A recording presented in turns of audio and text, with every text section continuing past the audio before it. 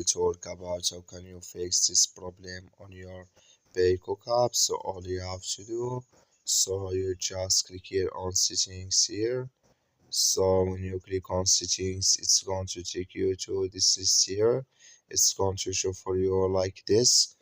So then all you have to do now, so you just go down here, then you click here on apps, then come to apps list here. In here you're looking for Peacock app, or just click here on search. Then here at Peacock, it's going to show for you like this. Click on it. So then it's going to take you to this list here.